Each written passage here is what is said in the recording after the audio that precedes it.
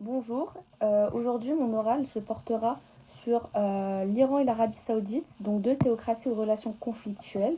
Donc quand on parle de relations conflictuelles, on parle de relations où il y a un conflit entre deux États. Donc tout d'abord, je vais commencer par définir ce qu'est une théocratie. Donc une théocratie, c'est un État gouverné par un souverain considéré comme le représentant de Dieu, ou alors un régime politique dont l'autorité est exercée par les leaders d'une religion. Or, pour ces deux États, on a une principale religion musulmane. Donc ici, on a deux théocraties qui s'affrontent depuis des siècles en raison de leurs divergences religieuses, mais aussi à cause de l'emprise saoudienne sur les lieux saints de l'islam.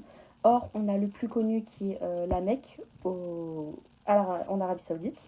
Et on a l'Iran, un pays majoritairement chiite, tandis que l'Arabie Saoudite est sunnite. Donc en fait, dans la religion musulmane, on a trois grandes branches. Et en fait, l'Iran est chiite, alors que l'Arabie Saoudite est sunnite.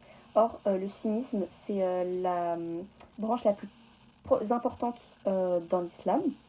Donc, en problématique, on va se poser la question, simplement, quels sont les motifs des conflits entre les États d'Arabie Saoudite et d'Iran. Donc, dans une première partie, je parlerai des historiques des tensions. Dans une deuxième partie, les facteurs des conflits. Et enfin, je parlerai des perspectives pour le futur. Donc, le conflit entre l'Iran et l'Arabie Saoudite est l'un des affrontements géopolitiques les plus complexes sur la partie du Moyen-Orient. Donc, en fait, il ne s'agit pas d'une guerre directe, mais plutôt d'une rivalité régionale marquée par des conflits, des tensions religieuses et des enjeux de pouvoir. Donc on a d'un côté l'Iran qui se considère comme le défenseur des chiites dans le monde, tandis que l'Arabie Saoudite revendique un rôle de leader dans le monde des sunnites, effectivement avec ses nombreux lieux cultes. Donc la base de ces conflits va être causée par la révolution islamique iranienne en 1971 qui va bouleverser toute la région du Moyen-Orient. Donc en effet, l'Iran devient alors une puissance hostile aux États-Unis qui protège leur rival saoudien. La même année a eu une spectaculaire prise d'otage à la mosquée de la Mecque qui ébranle le monde musulman, qui va beaucoup choquer et beaucoup faire parler. Donc l'Arabie Saoudite ensuite va accuser l'Iran d'avoir fomenté cette attaque dans sa stratégie d'exporter sa révolution. Donc en fait d'exporter un problème parce que c'est une population qui va être déplacée. Et cette attaque dans sa stratégie d'exporter sa révolution et de son souhait de prendre la prééminence du monde musulman va être vraiment prouvée. En retour, l'Iran accuse l'Arabie Saoudite d'avoir été derrière l'Irak en soutenant financièrement ce pays durant la guerre Iran-Irak qui s'est passée de 1980 à 1988.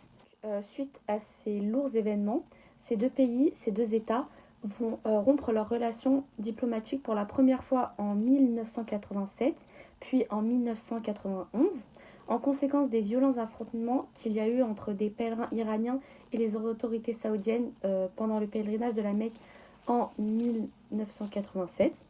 Donc, face à ces événements, on va avoir des conflits qui vont être créés, donc notamment sur la rivalité religieuse. Donc, en fait, chaque État cherche à étendre son influence et ça va créer une division qui va causer le fait que les deux pays cherchent en fait à devenir le leadership du royaume du Moyen-Orient.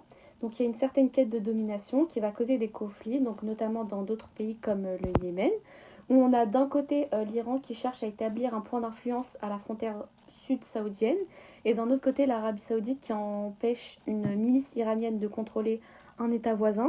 Donc ça crée vraiment des tensions. Donc des tensions diplomatiques qui vont être rompues à plusieurs reprises, donc notamment en 2016.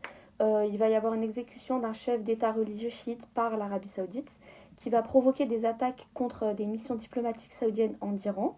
Mais on a aussi en 2015 où l'Arabie Saoudite va faire une intervention militaire lors de la bousculade qui va provoquer 2000 morts lors d'un pèlerinage. Donc c'est l'Iran qui déplore environ 464 victimes et ils vont accuser l'Arabie Saoudite de ne pas assurer assez la sécurité, ce qui va provoquer un mouvement et va inciter la population à justement se diriger vers le chiite. Mais malgré ces conflits, on a des perspectives à venir qui sont assez positives. Donc on a des efforts pour améliorer ces relations, notamment en 2023, où il y a le rétablissement de leurs relations diplomatiques à l'égide de la Chine. Et c'est une étape assez positive qui va vers l'avant. Mais malgré cela, il y a des risques. Donc au niveau des différences religieuses, des conflits géopolitiques, et notamment au niveau des ambitions nucléaires de l'Iran. Donc, on décrit ça comme une relation à surveiller.